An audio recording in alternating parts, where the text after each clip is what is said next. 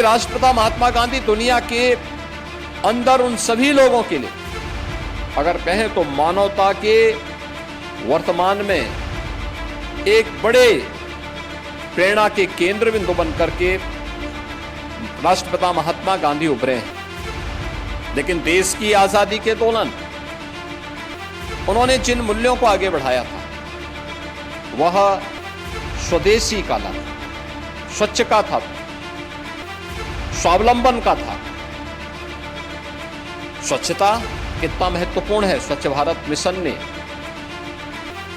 10 वर्ष के अंदर किए गए, तय की गई उस दूरी को प्राप्त करने के माध्यम से हम देख सकते हैं। स्वच्छता ने लोगों के अंदर एक स्वच्छ जीवन जीने की प्रेरणा दी। उत्तर प्रदेश में 2,62,00,000 से अधिक परिवारों को एक शौचालय प्राप्त होने पर नारी गरिमा की रक्षा का भी आह्वान किया। अनेक रोजगार के सृजन किए तो तमाम प्रकार की उन बीमारियों से मुक्ति भी लोगों को प्राप्त हुई जो गंदगी के कारण पैदा होती थी। यानी जीवन जीने के लिए एक माध्यम वह स्वच्छता हो सकती है। यह स्वच्छ भारत मिशन ने हम सबके सामने करके दिखाया। ग्राम स्वराज की परिकल्पना जो राष्ट्रपिता महात्मा गांधी की परिकल्पना थी, आज प्रधानमंत्री मोदी जी के द्वारा आत्मनिर्भर भारत की परिकल्पना को हम सबके सामने, पूरे देशवासियों के सामने रखना,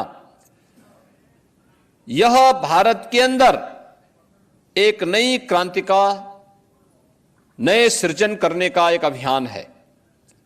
और स्वदेशी उसका माध्यम बना था, खादी उसका नेतृत्वकर्ता बना था। आज भी खादी स्वदेशी का प्रतीक बनकर के उभरा है। ये रोजगार का भी माध्यम बनता है, स्वदेशी का भी माध्यम बनता है और स्वावलंबन का भी माध्यम बनता है। देश की आजादी के दौरान स्वदेशी, स्वच्छता और स्वावलंबन का यह मंत्र भारत की आजादी का मंत्र बन गया। और देखते ही देखते यह देश 15 अगस्त 1947 को स्वतंत्र होता है। इस अवसर पर प्रखर गांधीवादी राष्ट्रपिता महात्मा गांधी के अनन्य अनुयायी देश के द्वितीय प्रधानमंत्री श्री लाल बहादुर शास्त्री जी का स्मरण भी हम सब के लिए प्रासंगिक हो जाता है। वे देश की आजादी के आंदोलन के एक प्रखर सिपाही के रूप में कार्य कर रहे थे। उस समय कांग्रेस के मंच का उन्होंने उपयोग किया, उस आंदोलन के साथ जुड़े रहे, स्वतंत्र भारत में अनेक दायित्वों का निर्वहन किया, केंद्रीय मंत्री के रूप में, केंद्रीय गृह मंत्री के रूप में, और फिर देश के द्वितीय प्रधानमंत्री के रूप में। वे बापू के अनन्य अनुयायी थे,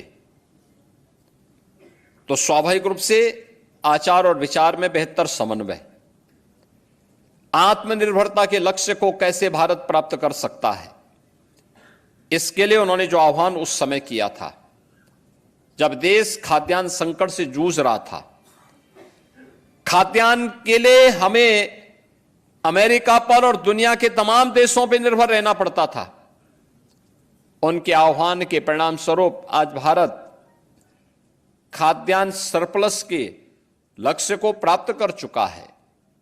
और न केवल अपने देश के 140 करोड़ लोगों का पेट भर रहा है, बल्कि भारत दुनिया के तमाम देशों को खाद्यान्न आज निर्यात भी कर रहा है। याद करिए, एक समय था जब भारत 30 करोड़ लोगों को भोजन नहीं दे पाता था, इतना पैदा नहीं होता था, और आज ये नया भारत है, 80 करोड़ लोगों को फ्री में राशन की सुविधा का लाभ भी प्रदान कर रहा है।